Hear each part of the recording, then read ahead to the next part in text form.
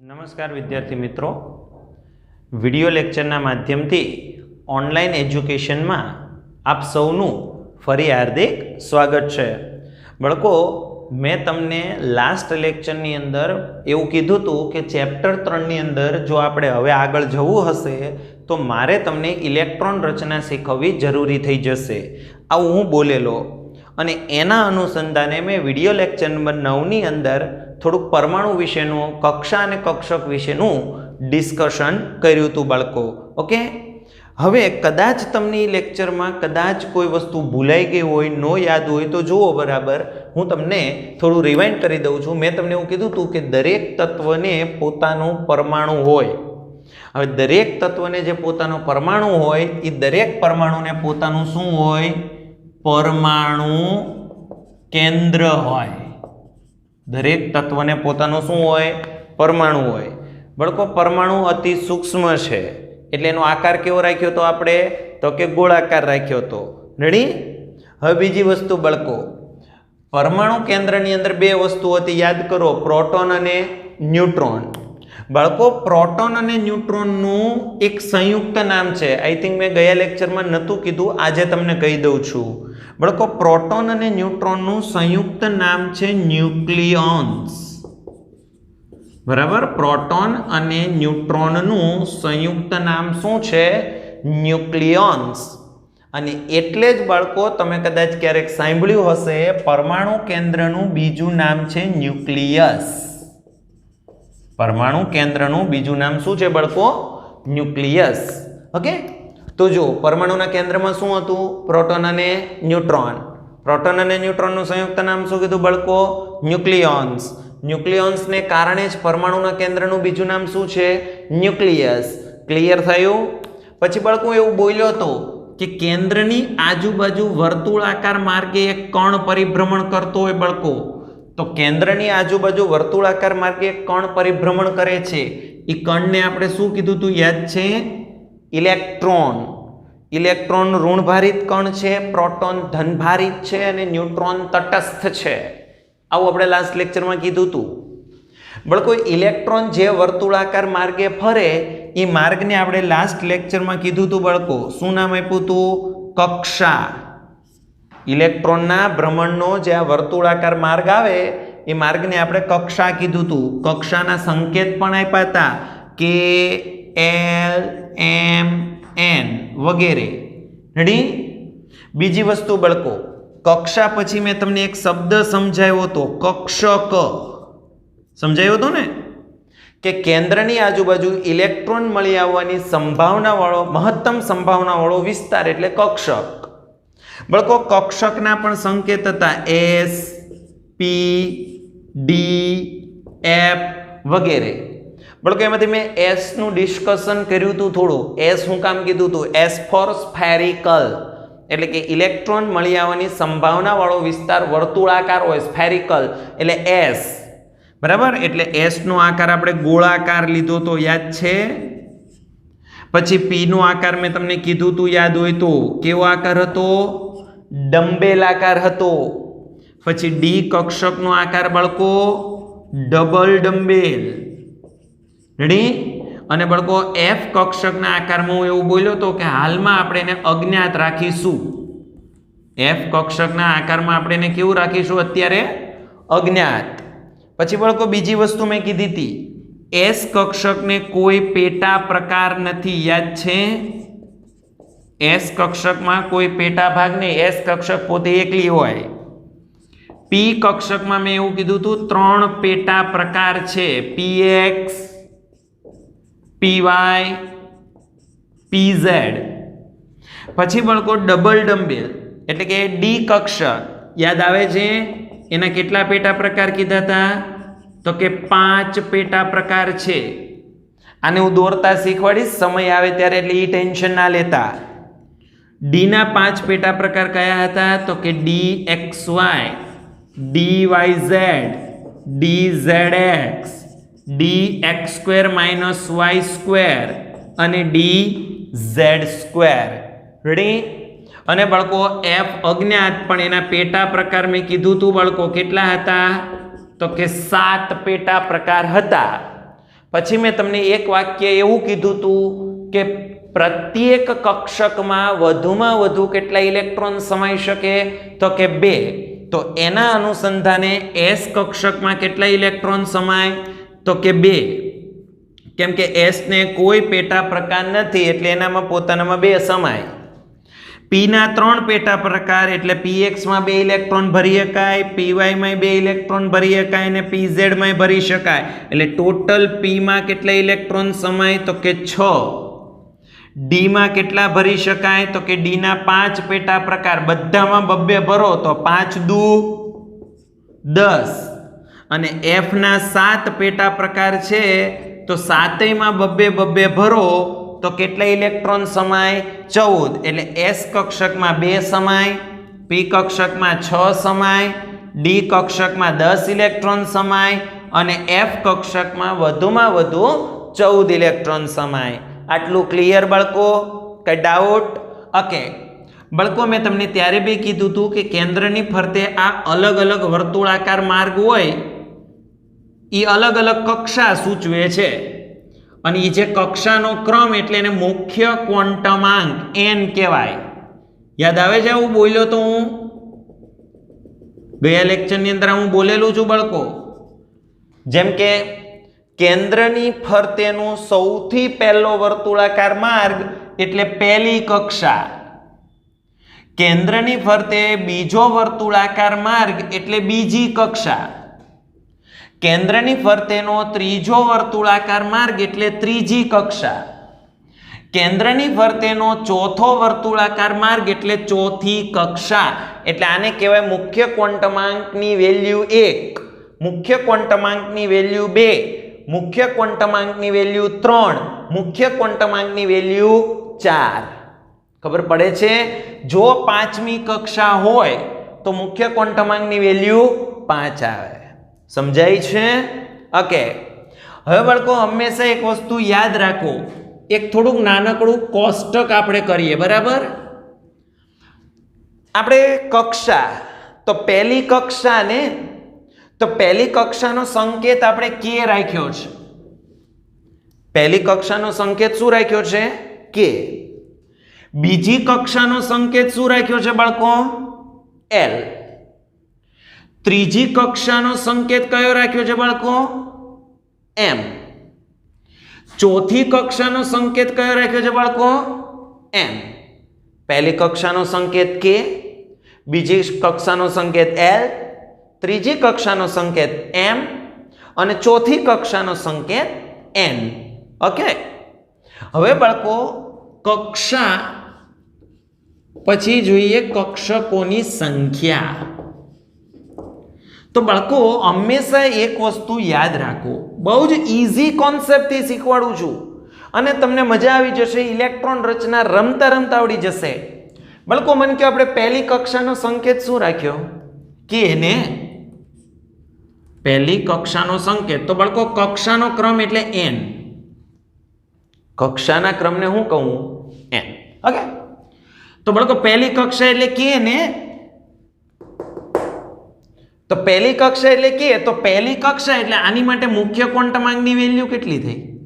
1. બાળકો બીજી કક્ષા એટલે એલ ને બાળકો, એની માટે મુખ્ય ક્વોન્ટમાંક n ની વેલ્યુ શું લેવાય? 2 લેવાય. સાબુનો સવાલ છે, સામાન્ય બુદ્ધિ વાપરવાની હોય. ત્રીજી કક્ષા એટલે હું? તો કે m. તો બાળકો મુખ્ય ક્વોન્ટમાંકની વેલ્યુ કેટલી? 3. ચોથી કક્ષા એટલે શું? તો કે n. તો મુખ્ય ક્વોન્ટમાંકની વેલ્યુ કેટલી બાળકો? 4. તો કે, એલ, એમ અને n. પાંચમું અત્યારે નો વિચારો, 4 સુધી શીખી લ્યો. બરાબર? પાંચમું આવે ત્યારે દેખા જાય. 4 સુધી વ્યવસ્થિત શીખી લ્યો. હવે કોઈ પણ કક્ષાની અંદર જ કક્ષક આવે. બોલ્યો તો બાળકો, કેમ કે કક્ષક એટલે હું? ઇલેક્ટ્રોન મળી આવવાની મહત્તમ સંભાવના વાળો વિસ્તાર. હવે જો હું એમ કહું છું કક્ષા એટલે ઇલેક્ટ્રોનના ભ્રમણનો માર્ગ, મતલબ ત્યાં ઇલેક્ટ્રોન તો છે જ, મતલબ ત્યાં મળી આવવાની સંભાવના મેક્સિમમ તો છે જ. તો મતલબ કક્ષાની અંદર જ કક્ષકો આવી ગઈ. તો બાળકો તમને કોઈ વ્યક્તિ એવું પૂછે કે પહેલી કક્ષામાં કક્ષકો કેટલી હોય? તો તરત પ્રશ્ન થાય છે બી તો અમને નથી ખબર. જો બાળકો હંમેશા એક વસ્તુ યાદ રાખો, બહુ જ ઇઝી છે. કક્ષાના ક્રમને શું કીધું તમે? એન, મુખ્ય ક્વોન્ટમમાં કીધું ને. ઓકે બાળકો, કોઈ પણ કક્ષામાં તમને કોઈ વ્યક્તિ આવીને એવો પ્રશ્ન કરે કે કોઈ કક્ષામાં કેટલી કક્ષક હોય, તો કહી દેવાનું એને n² જેટલી. કેટલી હોય? n². શીખવાડું. જો પહેલી કક્ષા એટલે હું બાળકો? n બરાબર 1 ને? તો n બરાબર 1, તો કક્ષકોની સંખ્યા કેટલી કીધી? n². તો એનો મતલબ એમ કે પહેલી કક્ષામાં કક્ષકોની સંખ્યા n². n બરાબર 1, તો 1 નો વર્ગ કરો તો અહીંયા n² ની વેલ્યુ કરો, કેટલી આવે? 1 જ આવે ને. 1 નો વર્ગ 1. તો પહેલી કક્ષામાં એક જ કક્ષક હોય. તમને કે આમાંથી એક જ કક્ષક હોય એવું કોણ? ડોબાની ખબર પડી જાય. એસ, પી, ડી અને એફ માંથી એવી કઈ કક્ષક છે જ્યાં એક જ કક્ષક હોય? એસ પોતે. મતલબ પહેલી કક્ષામાં માત્ર એક જ કક્ષક હોય, એસ. લ્યો, સિમ્પલ. બીજી કક્ષા બાળકો, તો n ની વેલ્યુ 2, તો કક્ષકોની સંખ્યા શું કીધી? n². કોઈ ચિંતા નહીં, n એટલે 2. 2 નો વર્ગ કરો તો 4. 2 નો વર્ગ કરો કેટલો આવે? 4. તો બીજી કક્ષામાં કેટલી કક્ષક હોય? 4. બીજી કક્ષામાં કેટલી કક્ષક હોય? 4. હવે 4 કેમ કરવી? સરવાળા બાદબાકી આવડે તો આવડે. જો s તો 1 થઈ ગઈ, હવે કેટલી ઘટે? 3 ને. તમારે કેટલી કરવી છે? કક્ષકો કેટલી કરવી છે? 4. તો 1 s અને p ના કેટલા પેટા પ્રકાર? 3. તો 1 s અને 3 p થઈ ગઈ 4. એટલે કે બીજી કક્ષામાં 2 જ કક્ષકો હોય, s અને p. p ના 3 આવી ગયા હો, અંદર ગણાઈ ગયા. એટલે બીજી કક્ષામાં 2 જ કક્ષક હોય, s અને p. બાળકો ત્રીજી કક્ષા n બરાબર 3, તો એમાં કક્ષકોની સંખ્યા શું કીધું? n². તો કરો n². 3 નો વર્ગ કેટલો થાય બાળકો? 9. 6 નો કરતા 3 નો વર્ગ 9 થાય. 3 તેરી 9. હવે તો એનો મતલબ એમ કે ત્રીજી કક્ષામાં 9 કક્ષક હોય. 9 નો મેળ કરવાનો ને. હાલો કરીએ. એક તો s થઈ જાય, પછી 3 p ની થાય એટલે 4 અને 5 d ની લઈ લ્યો. 5 ને 3 8 ને 1 9. તો મતલબ ત્રીજી કક્ષામાં 3 કક્ષક થઈ, s, p અને d. એમાં p ના 3 અને d ના 5, તો 5 ને 3 8 ને 1 9 થઈ ગઈ 9 કક્ષકો. એટલે કે ત્રીજી કક્ષામાં 3 કક્ષક આવે, s, p અને d. આટલું ક્લિયર બાળકો? કઈ ડાઉટ? હવે બાળકો ચોથી કક્ષા, તો ચોથી કક્ષા એટલે n બરાબર 4, તો એમાં કેટલી કક્ષકો હશે? તો કે કોઈ પણ કક્ષામાં કક્ષકોની સંખ્યા n². તો ચોથી કક્ષા માટે n બરાબર 4, તો n² ની વેલ્યુ શું આવે બાળકો? 16. તો બાળકો મારે 16 કક્ષકોનો મેળ કરવાનો છે. કેટલો મેળ કરવાનો છે? 16 કક્ષકોનો મેળ કરવાનો છે. કરી દઉં. જુઓ s માં કેટલી હોય? તો કે s પોતે એકલી હોય. p ની 3 હોય એટલે 3 ને 1 4. d ની 5 હોય પેટા, તો 5 ને 3 8 ને 1 9. હવે કેટલી ઘટે? આપણે 16 કરવી, 9 થઈ. 7 ઘટે. f ના 7 પેટા પ્રકાર હોય. તો ચોથી કક્ષાની અંદર 4 કક્ષકો હોય, s, p, d અને f. ક્લિયર થયું બાળકો? પહેલી કક્ષામાં કઈ કક્ષક હોય? S. બીજામાં કોણ હોય? S અને P. ત્રીજી કક્ષામાં કોણ હોય? તો કે S, P અને D. અને ચોથી કક્ષામાં કોણ હોય? S, P, D અને F. આટલું ક્લિયર થયું બાળકો? મગજમાં બે છે? ઓકે બાળકો, હવે તમને કોઈ પૂછે કે એમાં ઇલેક્ટ્રોનની સંખ્યા કેટલી હોય, તો જો કક્ષકોની સંખ્યા પૂછી તો હું કીધું? સૂત્ર વાપર્યું n². તો હવે ઇલેક્ટ્રોનની સંખ્યા પૂછે તોય સૂત્ર વાપરો 2n². ઇલેક્ટ્રોનની સંખ્યા પૂછે તોય સૂત્ર વાપરો 2n². તો ચાલો જોઈ, પહેલી કક્ષાની વાત કરું તો પહેલી કક્ષા એટલે n બરાબર 1, તો n² 1, તો 2n², તો 2 × 1 એટલે 2. લ્યો, હું કર્યું ખબર પડી? હું કઈ કક્ષામાં કેટલા ઇલેક્ટ્રોન છે એ ગણી રહ્યો છું કે ભાઈ કોઈ પણ કક્ષામાં વધુમાં વધુ કેટલા ઇલેક્ટ્રોન હોય એમ હું ગણી રહ્યો છું. ઓકે, તો પહેલી કક્ષા એટલે n બરાબર 1. ઇલેક્ટ્રોનની સંખ્યાનું સૂત્ર છે 2n². ઓકે, તો 2n² ની વેલ્યુ 1, તો 2 × 1 એટલે 2. બાળકો, તમને કોઈ પૂછે બીજી કક્ષામાં, એટલે એનો મતલબ એમ કે પહેલી કક્ષામાં વધુમાં વધુ 2 ઇલેક્ટ્રોન હોય. કેટલા? 2 ઇલેક્ટ્રોન વધુમાં વધુ. પહેલી કક્ષામાં 2 થી વધારે ઇલેક્ટ્રોન કોઈ દિવસ ના હોય. હવે તમને કોઈ વ્યક્તિ એમ પૂછે બીજી કક્ષામાં કેટલા ઇલેક્ટ્રોન હોય, તો જો બાળકો તમને કોઈ પૂછે છે બીજી કક્ષામાં કેટલા ઇલેક્ટ્રોન હોય, શું સૂત્ર છે? 2n². તો બીજી કક્ષા માટે n² ની વેલ્યુ કેટલી થાય? 4 થાય ને, 2 નો વર્ગ 4. તો 2n² એટલે કે 4 નો વર્ગ, અને 4 નો વર્ગ એટલે શું થાય બાળકો? એટલે સોરી, 2 નો વર્ગ એટલે શું થાય?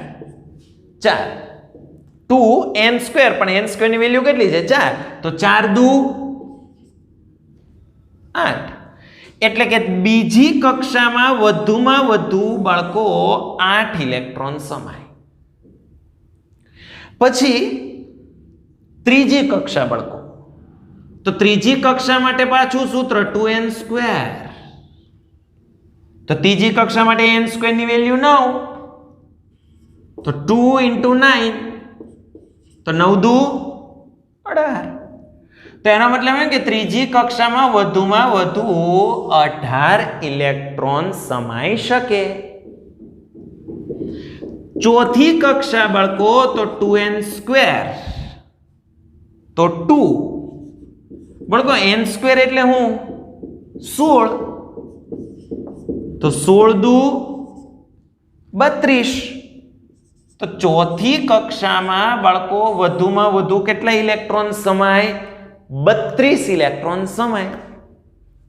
ચોથી કક્ષામાં વધુમાં વધુ કેટલા ઇલેક્ટ્રોન સમાય બાળકો? 32 ઇલેક્ટ્રોન સમાય.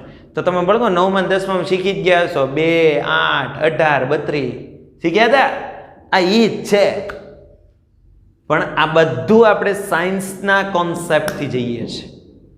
જો આવી ગયું ને, ત્યારે તમે ગોખ્યું હશે 9માં 10માં કદાચ ઇલેક્ટ્રોન રચના ભણ્યા પણ હશો, પણ ત્યાં તમે ગોખી નાખ્યું હોય પહેલી કક્ષામાં 2 ને બીજામાં 8 ને ત્રીજામાં 18. બરાબર? આ જો હવે કેમ આવ્યું એ સમજાણું? કેમ પહેલી કક્ષામાં 2, કેમ પહેલી કક્ષામાં 8, હું કામ 18, હું કામ 32? ખબર પડી ને હવે કારણ સાથે. જો બળકો ક્લિયર થાય છે?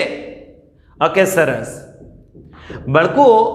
હવે અહીંયા આગળ મારે તમને ઇલેક્ટ્રોન રચના શીખવવી છે 1 થી 30 તત્વો માટે. કેટલા તત્વો માટે બાળકો હું તમને શીખવીશ? 1 થી 30 તત્વો માટે. પણ એની માટે જરૂરી છે કે પહેલા તમને તત્વો આવડવા જોઈએ. તો જુઓ બાળકો, આપણે સૌથી પહેલા તો પરમાણુ ક્રમાંક, પછી તત્વનું નામ, પછી એની સંજ્ઞા.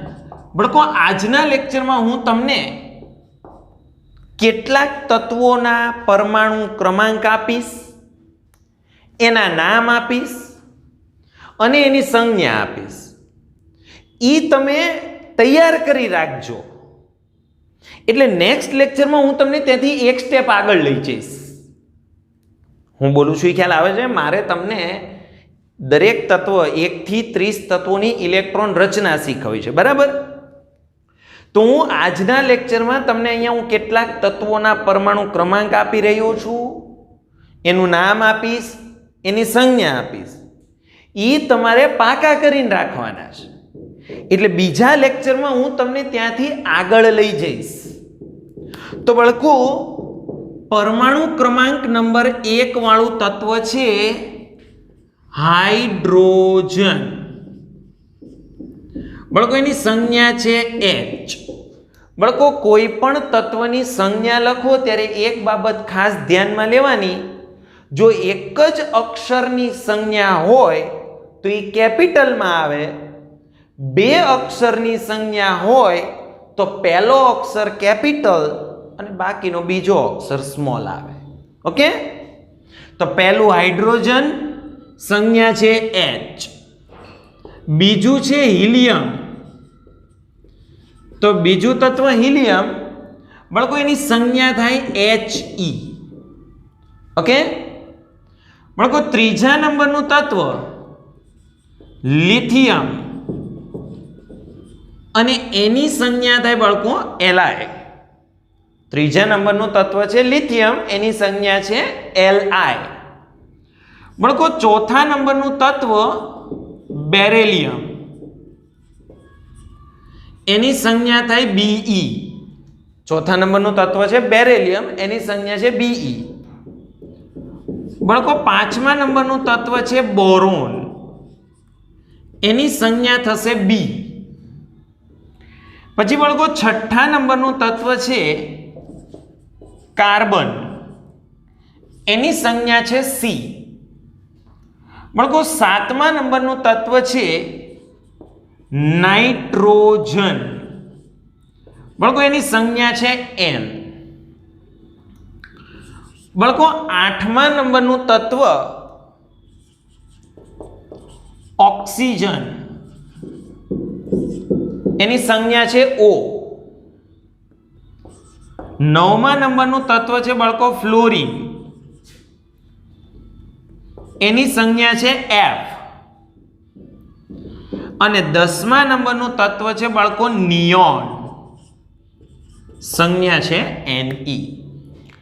બાળકો મેં તમને 10 તત્વો આપ્યા છે. આ 10 તત્વોના તમારે પરમાણુ ક્રમાંક, એના નામ અને એની સંજ્ઞા પાકી કરીને રાખવાની છે. કેમ કે નેક્સ્ટ ટાઈમ હું તમને આ તત્વોની ઇલેક્ટ્રોન રચના અલગ અલગ રીતે બનાવતા શીખવાડીશ. ઓકે? આટલામાં કોઈને કાંઈ તકલીફ હોય તો એની ટાઈમ તમે પૂછી શકો છો. આશા રાખું કે તમને આજનો વિડીયો લેક્ચર પસંદ આવ્યો હશે. કંઈક ક્વેરી હોય તો એની ટાઈમ પૂછજો. ઓકે? Thank you.